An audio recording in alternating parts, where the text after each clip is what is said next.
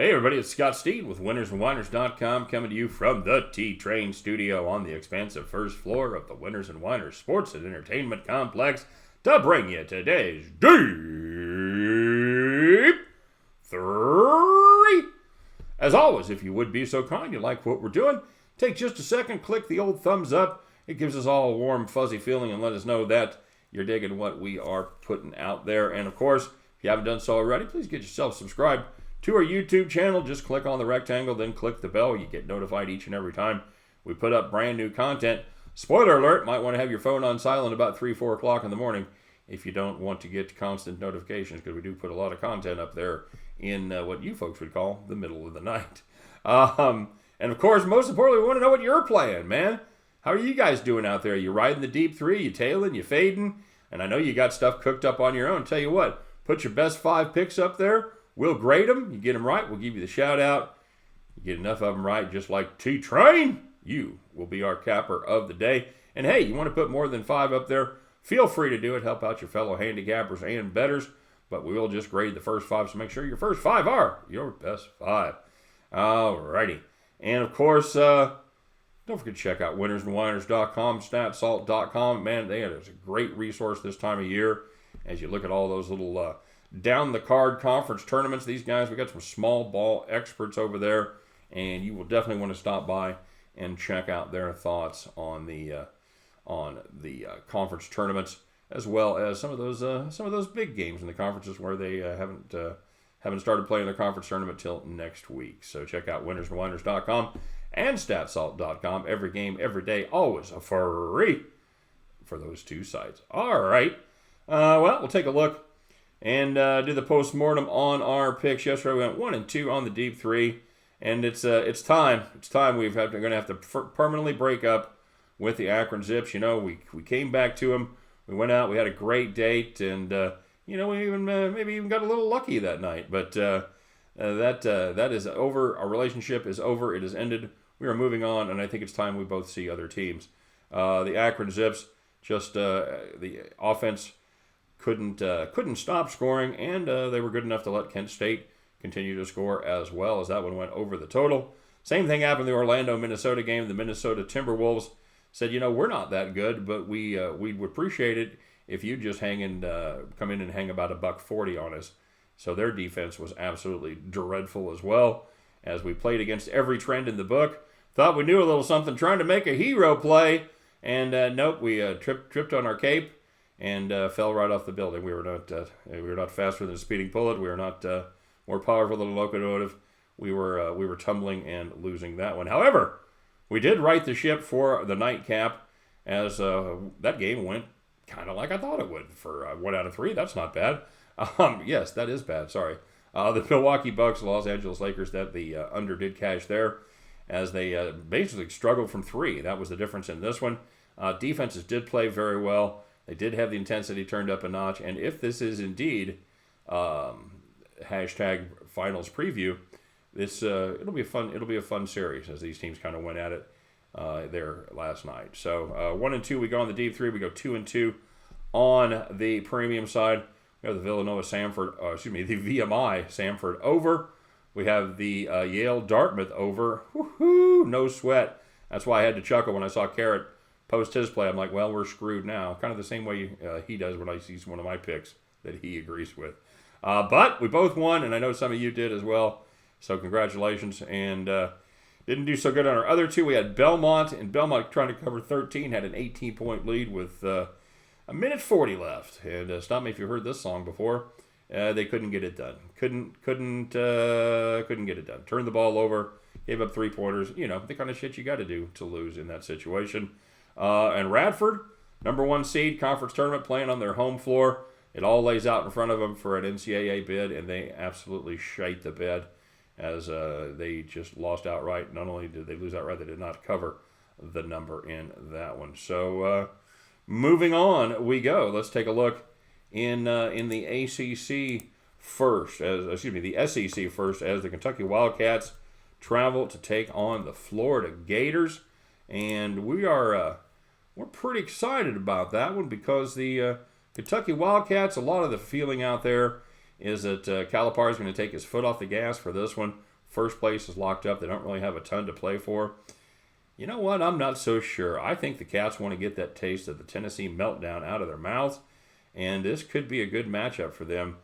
Gators have struggled to score a little bit lately, including putting up just 59 points versus the Cats just 2 weeks ago. I'm guessing Kentucky probably worked a little bit on their defense this week, especially after that second half against Tennessee. I think they're going to come out with something to prove. I don't think Calipari is going to let them fail in this one. Give me the better team looking to get off that 3 line in the NCAA tournament. I like Kentucky plus 3 points. That's free money right there, taking those 3 points. And we're going to turn our attention to the SEC in a game that only gamblers could love as the Alabama Crimson Tide travels to Columbia, Missouri to take on the Mizzou Tigers. Got my eye on the total of 149 in this one. I like the over. This is a Bama offense that hasn't been Bama defense that hasn't been great all season, and they've really sucked over their last 8 games, giving up 85.5 points per game. Now most games they've been bailed out by their offense, which scored 87 points per game in that stretch. Now Mizzou, they played good defense in the non-conference portion of their schedule, but once SEC play started, they came thudding back to earth. They've given up 7 more points per game in conference play than their overall season average. These two teams got together back in January, played at 162. And I'll tell you what, folks, neither one of these defenses has gotten any better. I like the Alabama-Mizzou over 149. And game that is going to be diametrically opposed to that one. It is the Louisville Cardinals traveling to Virginia to take on the Charlottesville. Take on the Virginia Cavaliers. As so often happens, we're going to play a total in this game. It's 114. Guys, I'm taking the under. All right, I'm convinced. The Cavs defense, they are the real deal. They are the best the best defense in Division I. They're giving up 53 points per game in their last 6 at home. That's about their average on the season, including giving up 50 to Duke, 49 to Notre Dame, and 44 to Clemson. Again, best scoring defense in the country. However, the reason they're probably not going to compete is repeat as national champions. They play the 4th worst offense in the land. They are 18 points worse, checking in at 349. They are 18 points worse than Texas A&M, which is the next major conference school on the list for offensive futility. Louisville, well, they've hit a little bit of a wall here, especially on the road lately. They've averaged just 62 points per game in their last 3 road games, and that just does not inspire much confidence for an offensive an offensive firefight in this one. You look at that total, you go, how can these teams not score 114 points? Then you watch Virginia play, and you go, how does the other team ever score? Give me the Louisville Cardinals, Virginia Cavaliers under 114. Give me Alabama Crimson Tide, Mizzou Tigers over 149. Let's start the day with the Kentucky Wildcats catching 3 free points against the Florida Gators. Kentucky plus the 3. At the end of those 3 games, you guys can join me as we get that Saturday started right. How about 3-0? I'm feeling it, all right? I will not say the L word again. You guys can join me as we'll pick up our winning tickets. We will head back to the window. All right, quick reminder, everybody, I will put the link to the premium place up in the description of the video. If you're interested in joining the Preem team, we would love to have you aboard. Just click the link, get signed up, and we'll take care of the rest. And let's see how you guys did today. We'll start off with a correction, and I knew there was some parlays yesterday that Pat Cogney played. A couple of them got hairy. He pushed one of them, and apparently my math was not good, so Pat ended up actually going plus 300. He was so excited about having a great month so far that he just didn't. He said, "You know what? Let it go. I won't even bitch about being non-capper of the day." So Pat, appreciate it. Congratulations on beating the heck out of your guy. That's an inspiring tale for all of us. Let's keep it going, shall we, friend? All right. Bobby Arms had a funny story today. So he plays poker every day at the Hollywood Casino in Columbus, Ohio. Said every morning has his earbuds in watching your video, my video. And when you say deep 3, I say it out loud without realizing anybody can hear me say deep three. I always wonder why everyone is staring at me. That is an excellent story. You thought it was bad enough if you're like singing along to Thriller with your earbuds in, but I think the deep three would be even worse than that.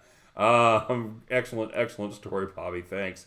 And Jay Good, he said, well, we noticed that you slipped back into the Akron train.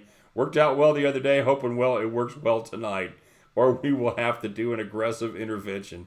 Yes, something with maybe a billy club, a tire iron, crowbar, right upside the head. That's the kind of intervention I need if I want to bet Akron again.